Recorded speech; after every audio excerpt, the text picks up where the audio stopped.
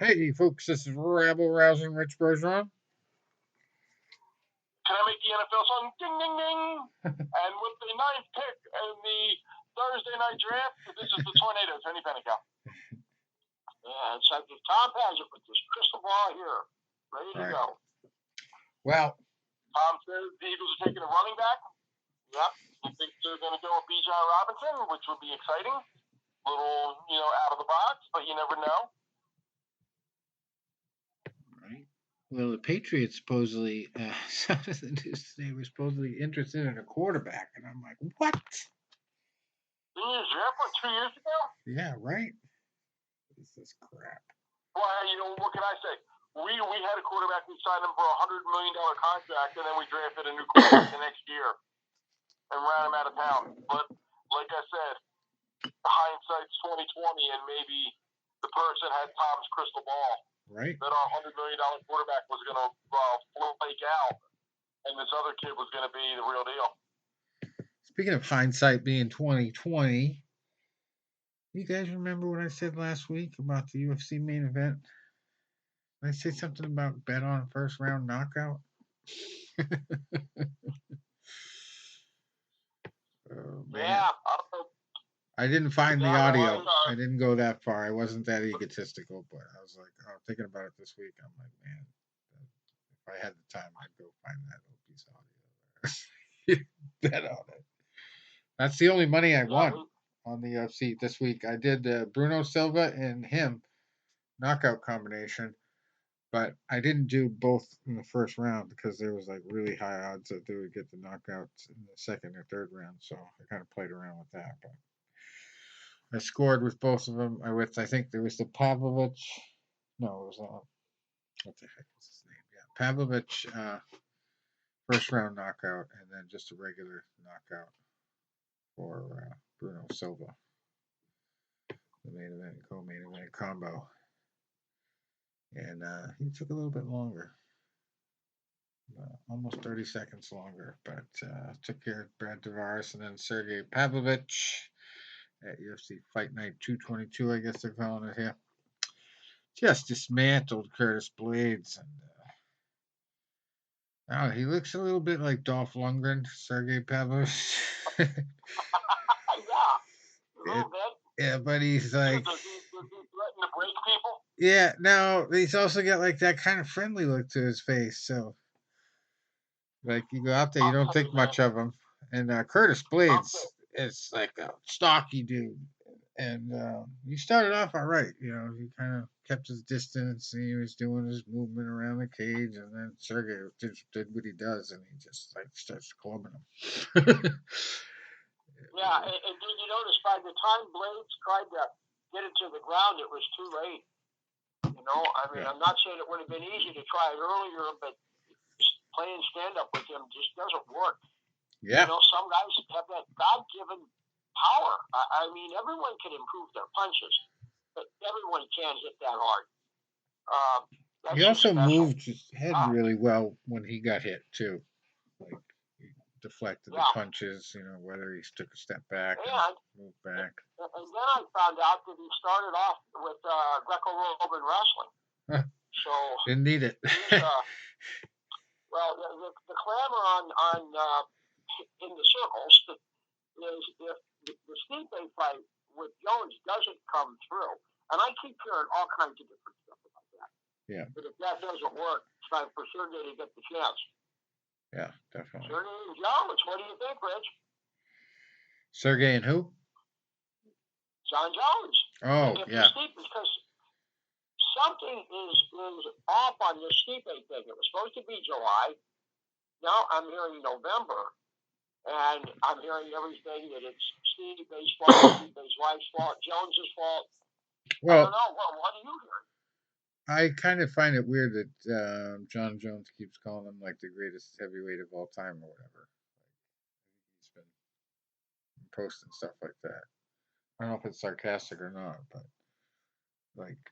Well, I think he's just going by the number of defenses.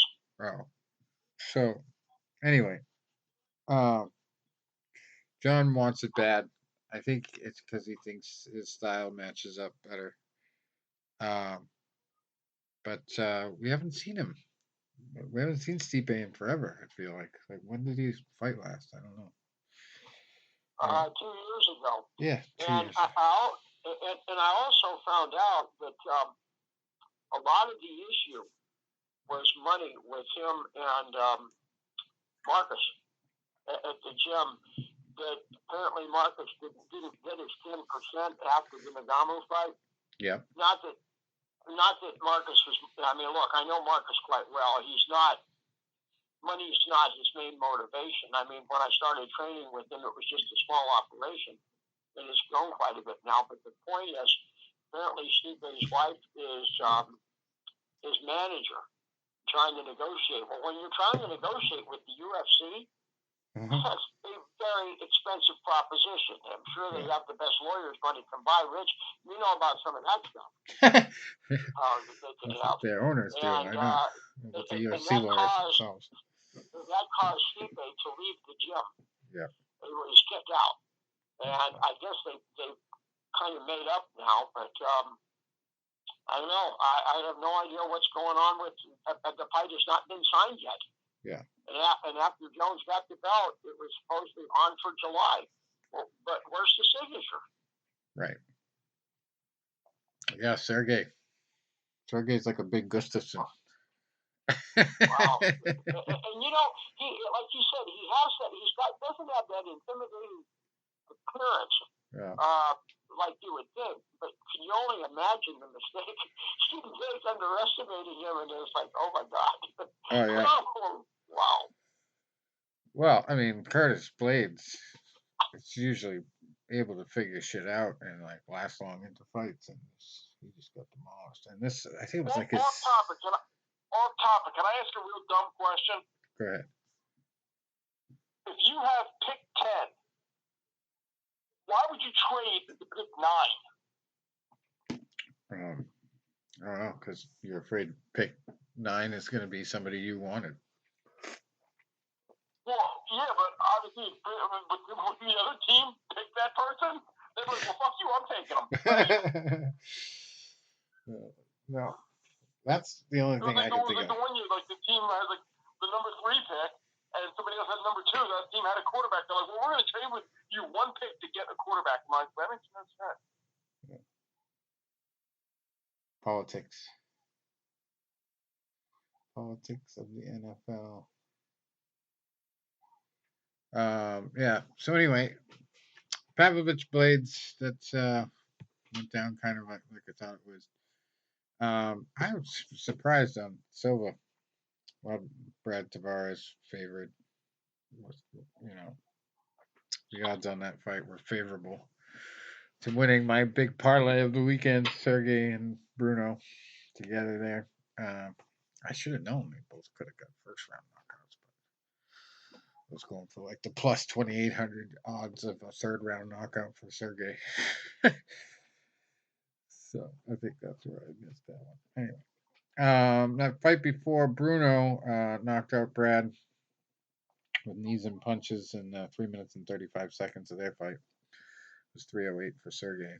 Getting the job done. We had Bobby Green and Jared Gordon fighting to a no contest due to an accidental clash of heads. That was ended up being called a knockout, and then they had to change the result after the replay. So that was kind of bullshit. Anyway, Yasmin Lucinda before that beating Brogan Walker by unanimous decision. Jeremiah Wells before that. Split decisioning, Matthew Semmelsberger. And then we had a first round knockout with Christos Giagos over Ricky Glenn at lightweight. Another first rounder. 1 minute and 35 seconds. And then just before that at bantamweight, lighter guys throwing down. Montel Jackson dispatched Ronnie Aya by knockout. 3 minutes and 42 seconds into their contest. Norman DuPont before that, unanimous decision over Cal Rosa. Muhammad Usman, the bigger brother or cousin, I don't know, Kamaru, beating Junior Tafa by unanimous decision. I would not have predicted that. I thought he would have knocked him out. William Gomez over Francis Marshall by split decision. And then a third round TKO to start off the night. Brady high stand over Botjaral Dana. So yeah, it was a pretty decent card. Some of the little guys getting the quick knockouts. Lightweights and bantamweights.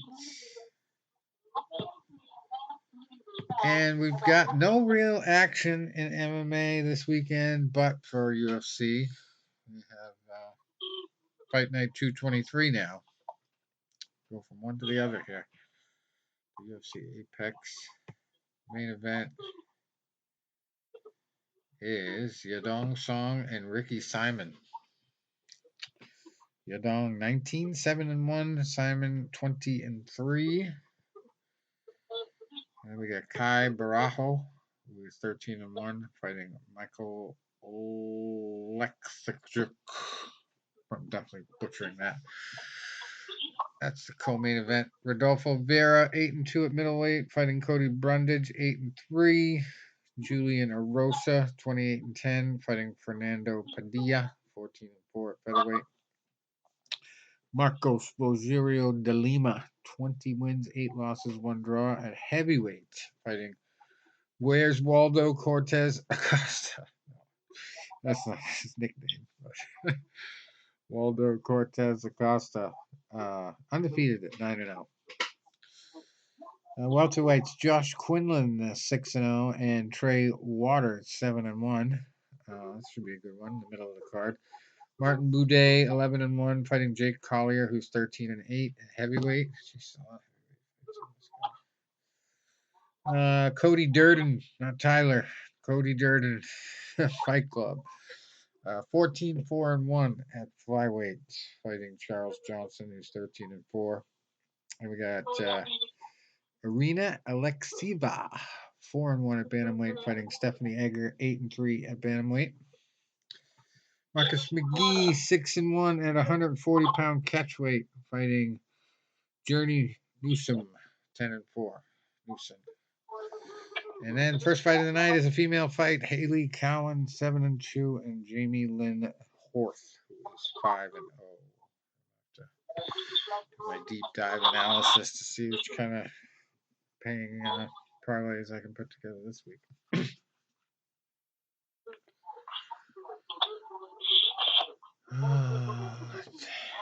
Had a good night with the Heat the other night. The Heat, a couple nights ago.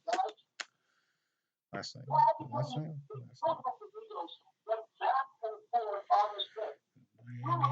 Okay, so we got the boxing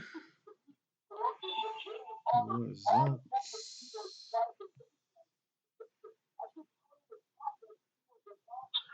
Tom, your crystal ball was wrong. We got the defensive lineman. No. Funny. We were picked 10, and both players are falling.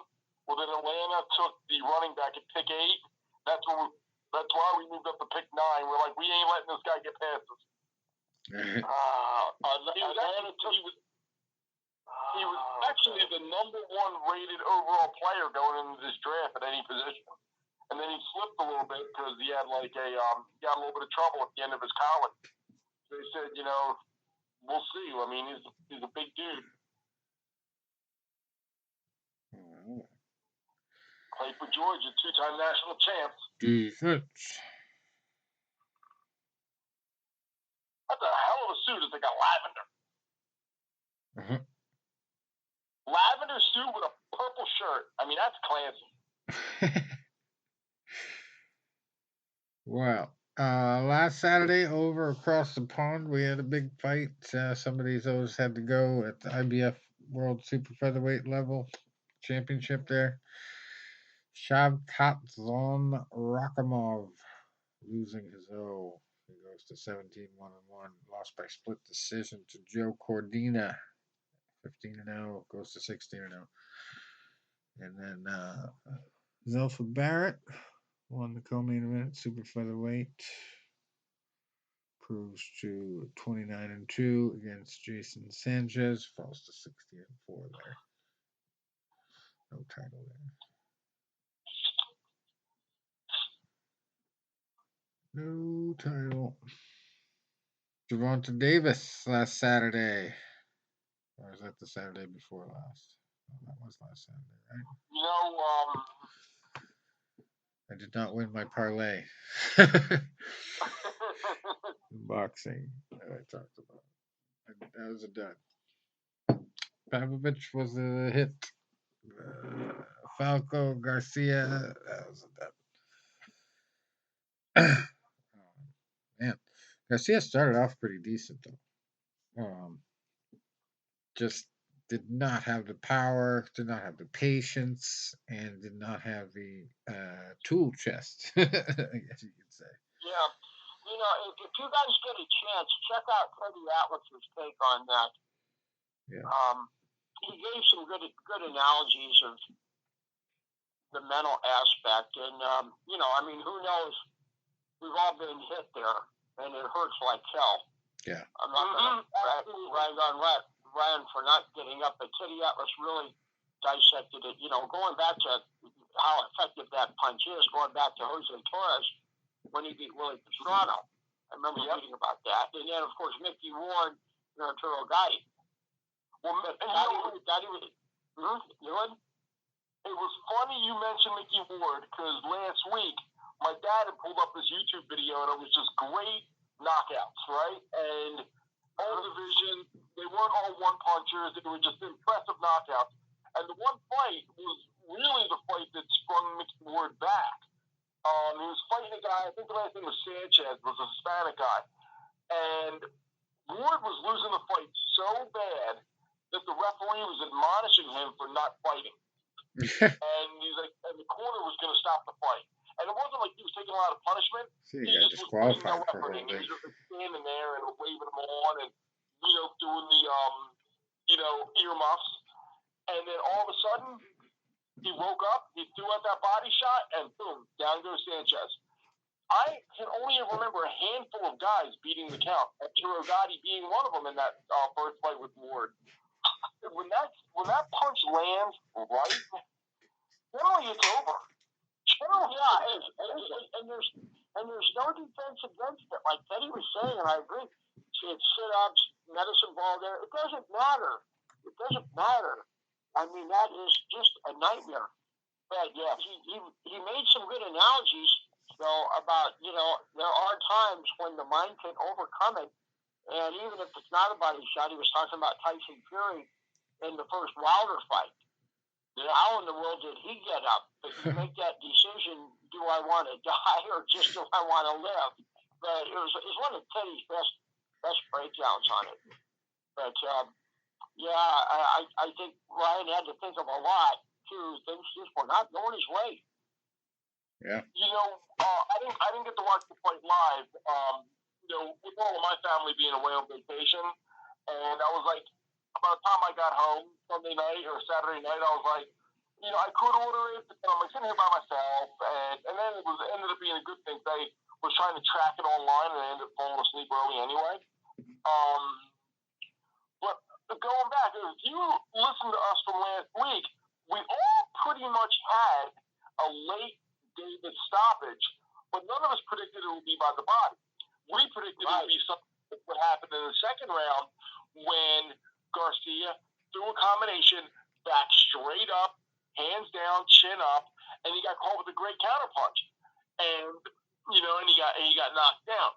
And you would say, okay, with a puncher like Tank Davis, you know, can you get away with making mistakes like that? And the answer is generally no. And he went down in the second round. And for the most part, even though he was competitive, you could tell Davis was, you know, in control most of that fight. And then, like I said, that body punch was just a great punch, perfectly timed, and that was a game ender. And now you got to look at the chance of, you know, you got Haney and Lomachenko that's going to fight. That's going to be a hell of a matchup. And then you still got Shakur Stevenson out there, and he is a top-of-the-line guy. Shakur, with his skill set, might be the guy that really gives Tank a problem. Yeah. Yeah, I'd say that's pick him. Yeah. Yeah, it really is. I agree. Because you have Shakur that Olympic pedigree. And if you go back, he was was he in the Olympics twice? There was one guy that was in the Olympics twice, and I'm trying to remember if it was him or was no, I think it was another guy. I apologize. But Shakur still had that, Olympic pedigree. He had a highly talented amateur career. He's a very, very accomplished fighter. You're right. That's got to be a pick-em if you don't shade it towards Shakur. I mean, Tank has the equalizer and the power, but... Yeah. It's just... Yeah. Ryan looked skinny in there compared to Gervonta. And, oh, he did. He really did. I just thought his best bet would be to keep the jab going and backpedaling all the time.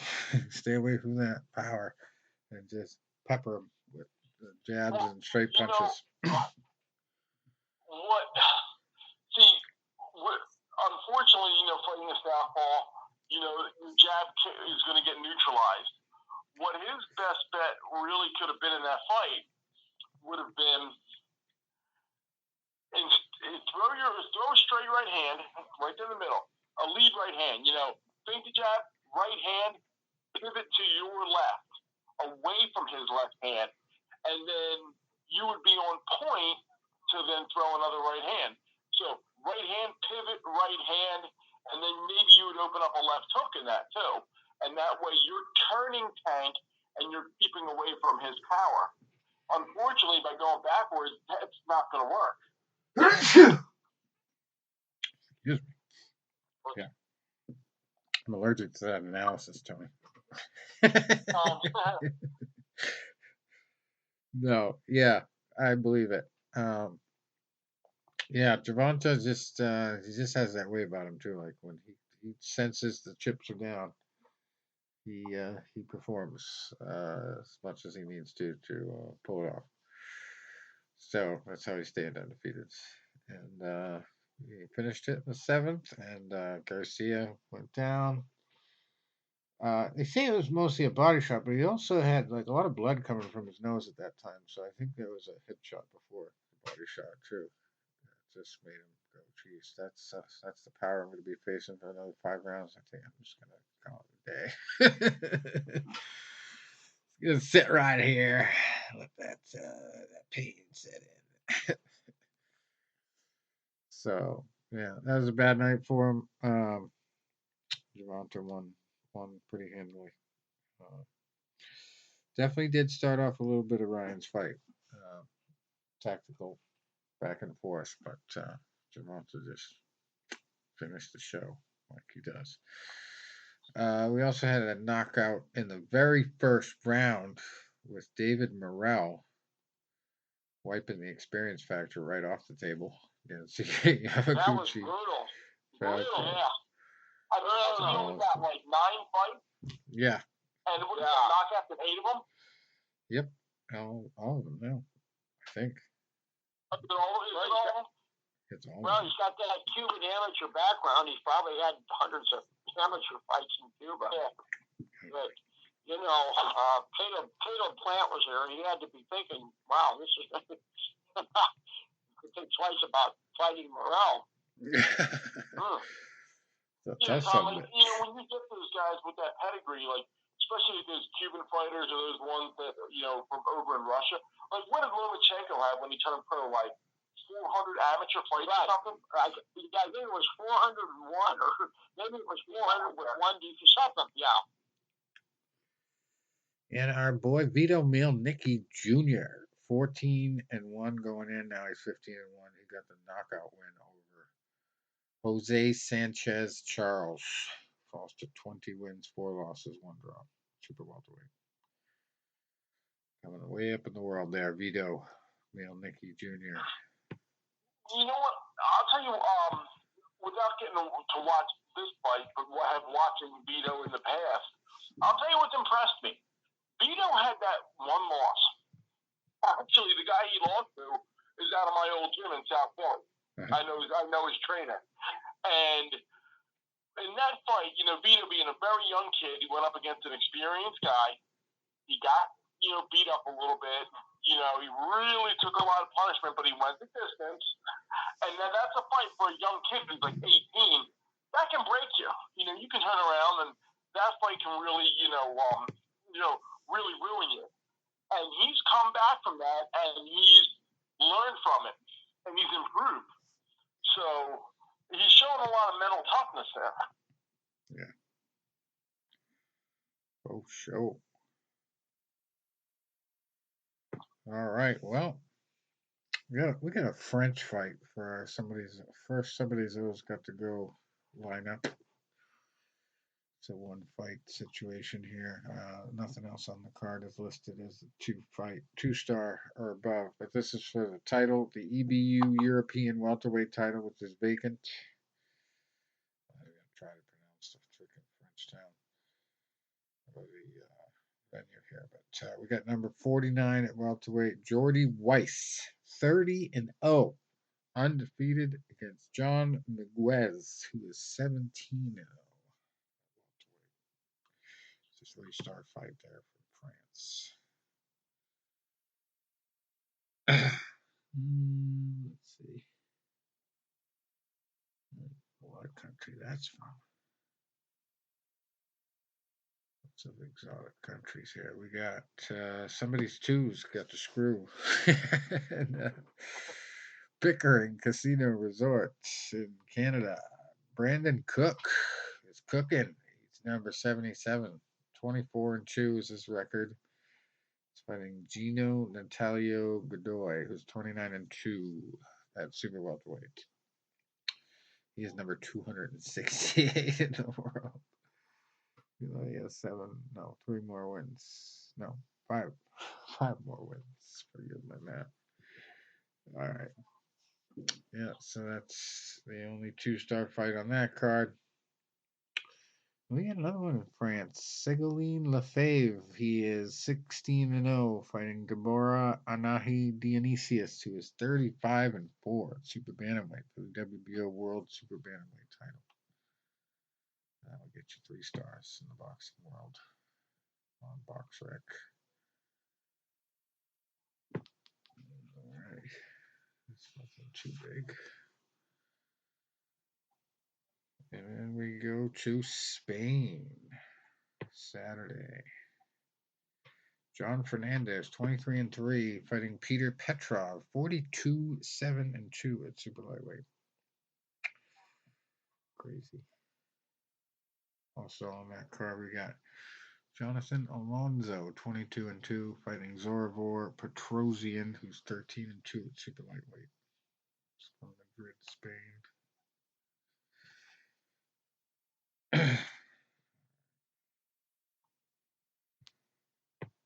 is Thailand. John Jamino, WBC Asian Boxing Council featherweight title. John Jamino is number 151 at featherweight. He's 23-16-1. Fighting Sathaporn Sart, who is 7-1. Then we got Komgrich Nantapek. He is 31-6 at bantamweight, fighting Wisaksil Wangek, who is 51-6-1. What's that for record? 51 wins, 6 losses, 1 draw. Let's see that a lot these days. And we got a fight card on the zone. We got Diego back in action. Diego De La Hoya, 24-1, fighting Victor Morales, who's 17-0-1, featherweight for the WBA Intercontinental featherweight title. And William Zapata Segura, number 8 in the world at lightweight, 27-0, fighting Jamie Arboleda, who is 19-2, number 43 in the world. Frederick Lawson also on the card, 29-3, fighting Esteban Villalobos, who is 16-1-1 at welterweight. And then the other featured fight, super middleweights, Marco Antonio Paraban fighting David Stevens, 12-0 super middleweight. Then we go to Sunday. Sunday, there's an Accra Ghana fight. Nothing special. Istanbul on Sunday. Mary Romero, 8-3 at bantamweight, fighting Saren Katin, who is 10-0 for the WBC silver bantamweight title. And then Arda Avsi, he's 11-0, fighting Defri Palulu, 25-3-2 at super lightweight for the WBC Asian Boxing Council super lightweight title.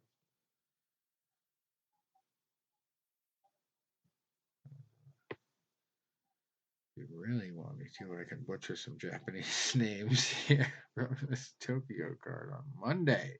Monday and Mondays. Usually they do those on Sundays. Nothing else until next week's show. For boxing, let's see what we got. See what we got for our news alerts.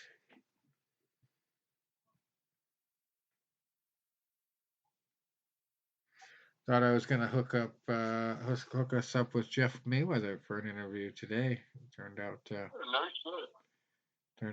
Jeff Mayweather was hacked. Some guy trying to break into my account. Jeff Mayweather's messages.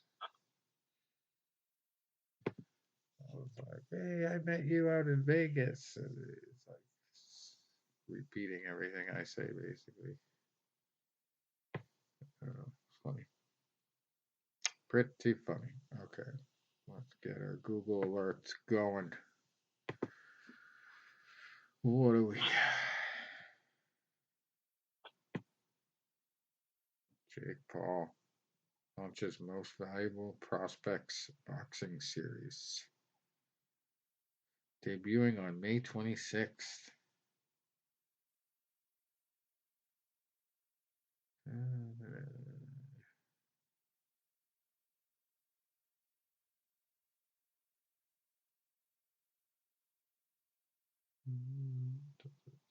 What is this? Yeah, I saw this thing in my email box the other day about USA Boxing. I don't know what the full story is. They have withdrawn from a Russian-led world body called the IBA. It's not the same IBA, International Boxing Association, as we know in professional boxing, but yeah. So my PR guys that sends me all the USA Boxing stuff send me that. Oh, that's interesting. Oh, the fuck you, Russia thing. It's like China taking their pandas back. Did you guys see any of that? No. China said, yeah, we were sick of your bullshit. We're taking our pandas back. Literally. They flew them right back over to China and everything. And then there was like state media over in China because, you know, the Chinese and the Russians get along so well now. They're like, oh, the Americans, they did not treat our pandas so well, but look at the Russians. They're treating our pandas very well. I'm like seeing this on the news, and I'm like, is this serious shit? Are you like seriously fighting over fucking pandas? Ridiculous. Like one of the pandas we had died in captivity like 10 years before it was supposed to die. And all of a sudden, like, we're blamed for murdering their panda. Oh, this is a pretty big news story. Nate Diaz got himself in a little trouble with the law lately. We talked about last week how I never even knew it. Just got sprung on me when I seen the odds that he was, yeah, still is, I believe, slated to fight Jake Paul in a boxing match. So what does he do? He goes to New Orleans and he's on film. Film I saw claimed it was a Logan Paul lookalike that he choked out.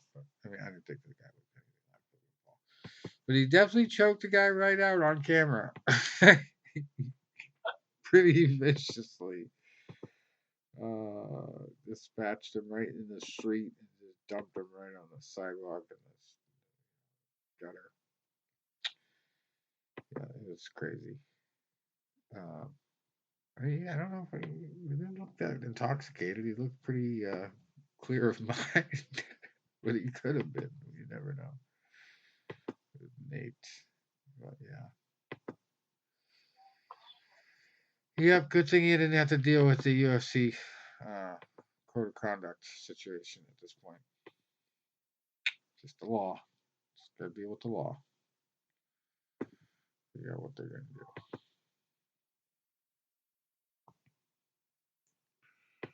So what else we got here?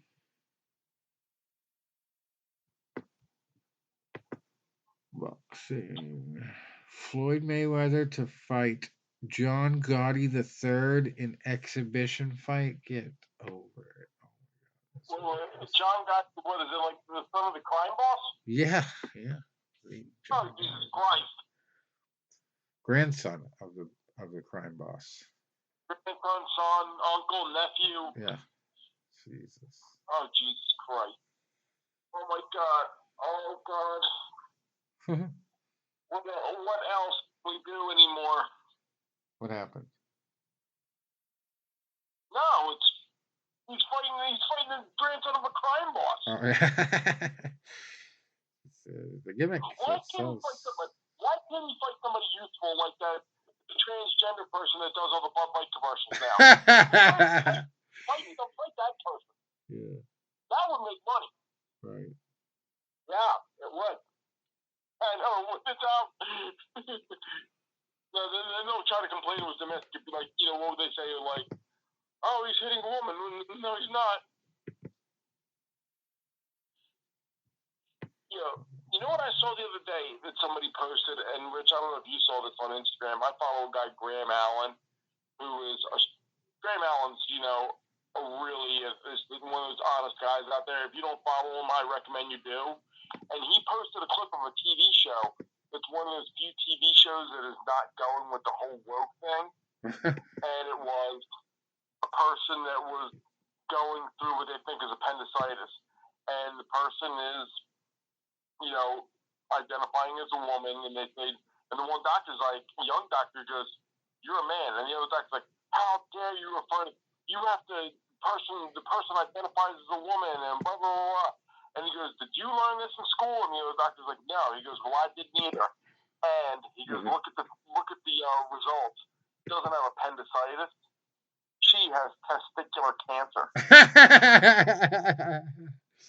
I saw that. I was like, holy shit. I'm like, wow. And Graham Allen goes, I applaud this show for being a dose of reality.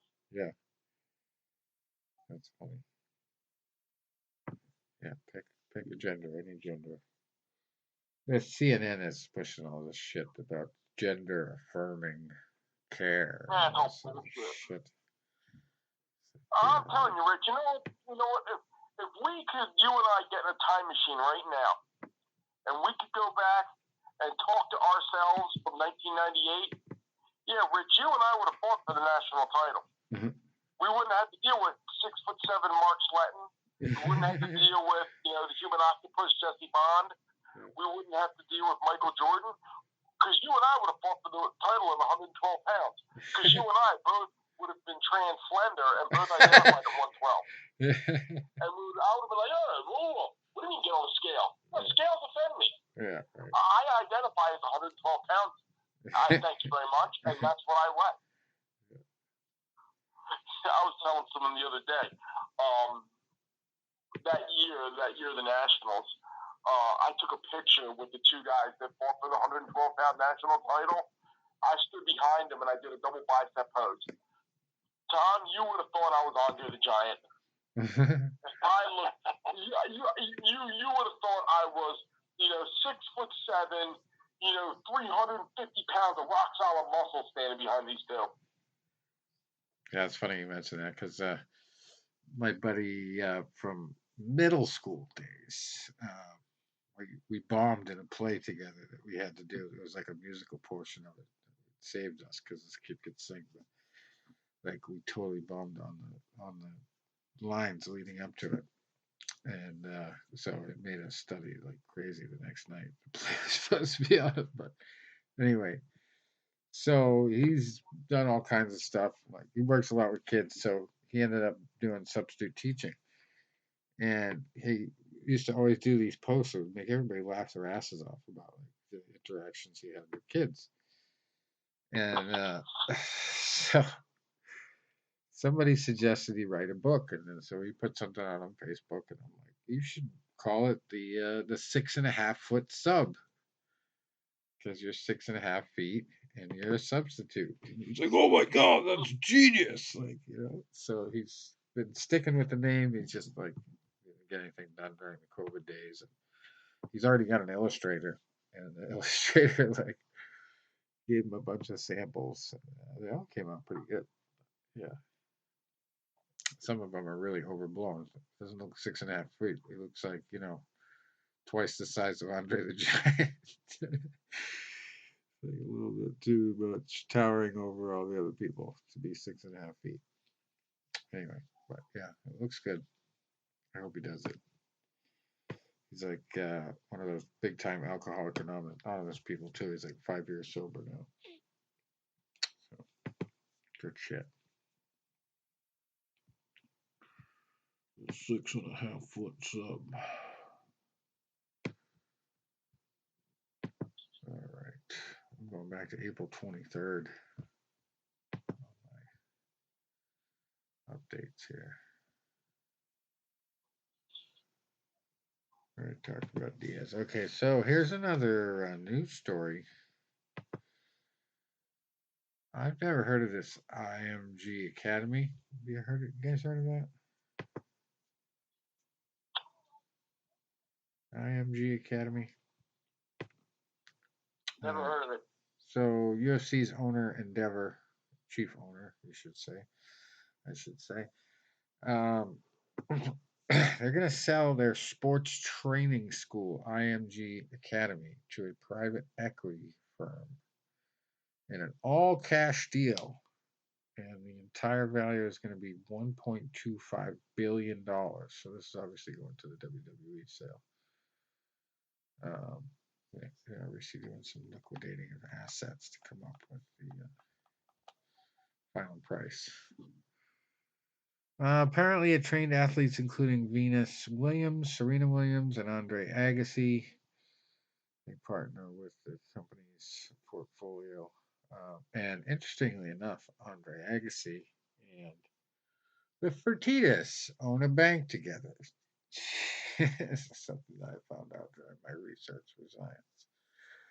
The Agassi family and the Fertitta family are kind of joined at the hip. But yeah, that's interesting. They have premium schools, international schools across 33 countries. This conglomerate that they put together. IMG Academy, I'm surprised I've never heard of it. I think it would be more known. Maybe it's a bigger thing overseas. Must be nice to just be like, yeah, I'm gonna sell this little thing over here for $1.25 billion.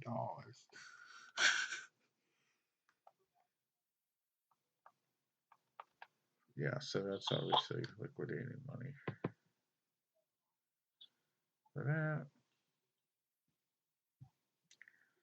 Nate Diaz had to actually turn himself in, by the way, for that little altercation. So he did that the other day.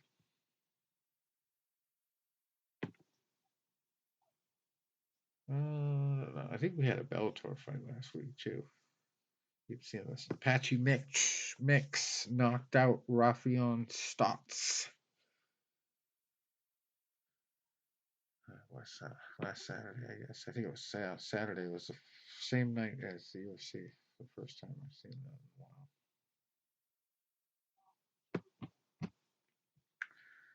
All right. Well, I think we're gonna nip it in the bud early tonight because it's kind of a slow week. So you guys got another topic of conversation. Have the Patriots picked yet? Before we go, this weekend I am planning to hopefully Saturday night go out and see the new George Foreman movie. I'm excited.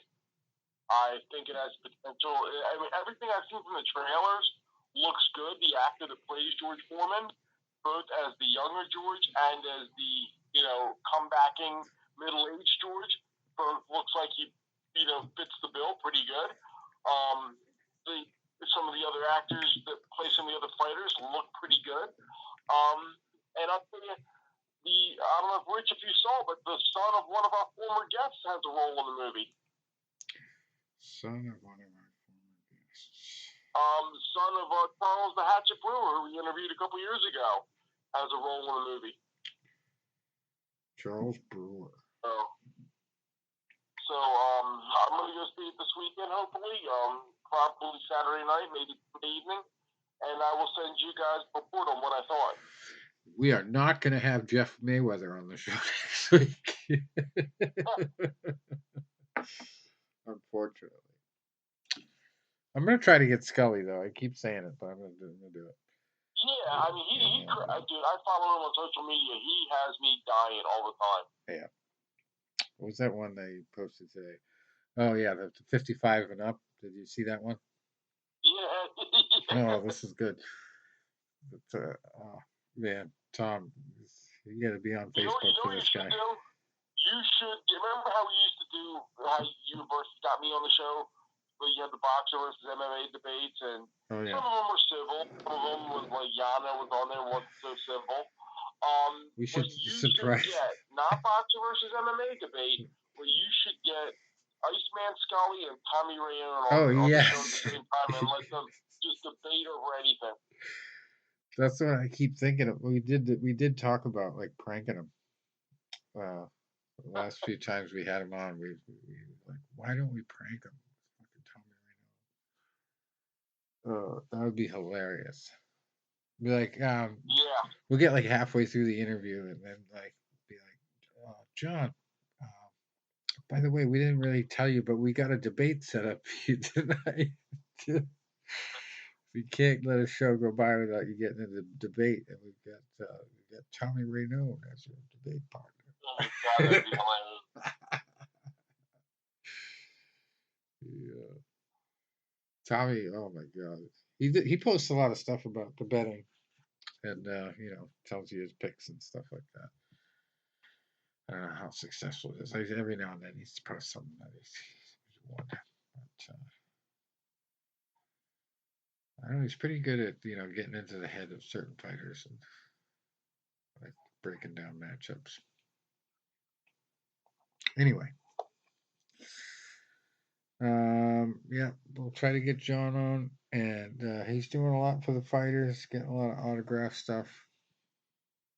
Yeah, I've been trying to share as much as I see.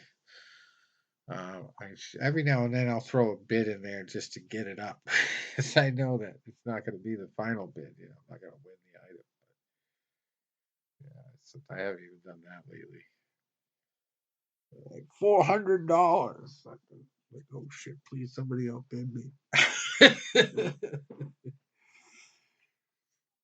No, they're great items. Like, I'd love to have them. I just don't right now, especially because I've been given officially now 45 days to vacate the premises.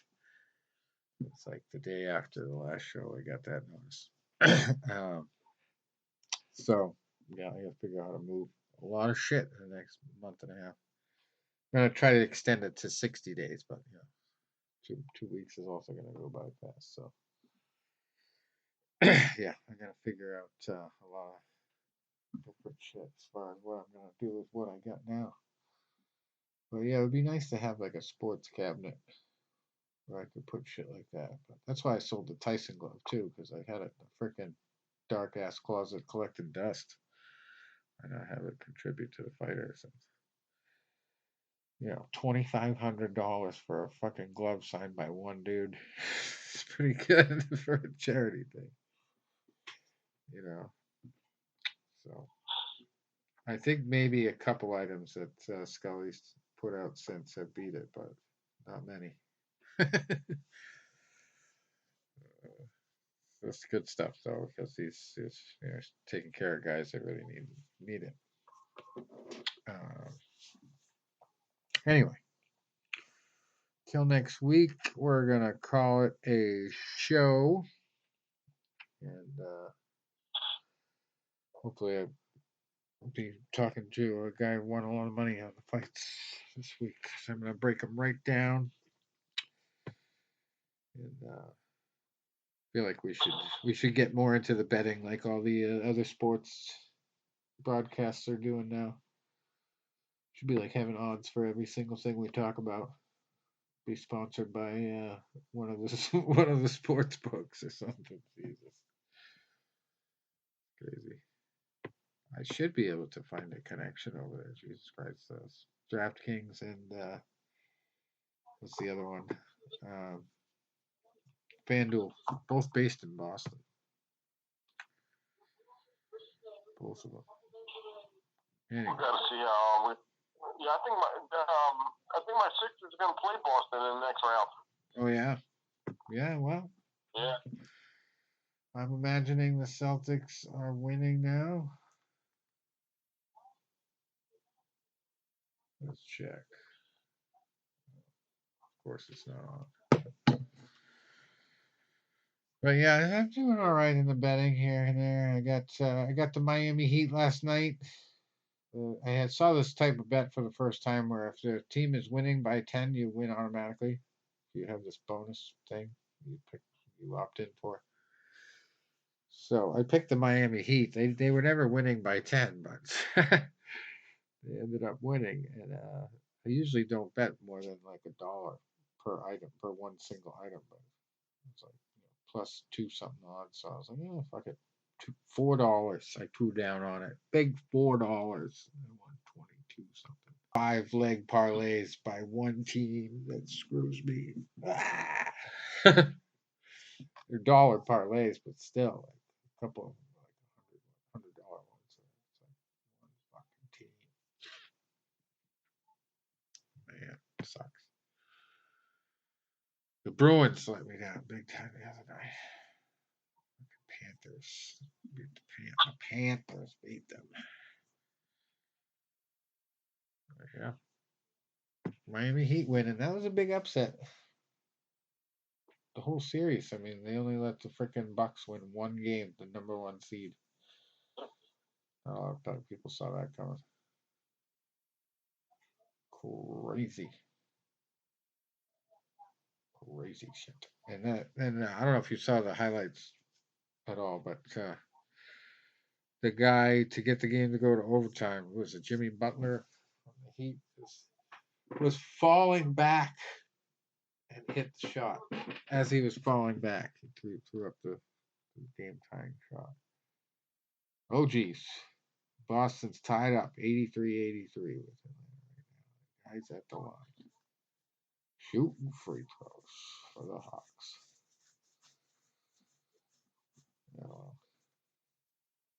I got this bet hedged either way. I got the Hawks in the spread. Anyway. All right. Well, till next week. Thanks for stopping by. All right, guys. Enjoy the fights. See you guys later. Adios.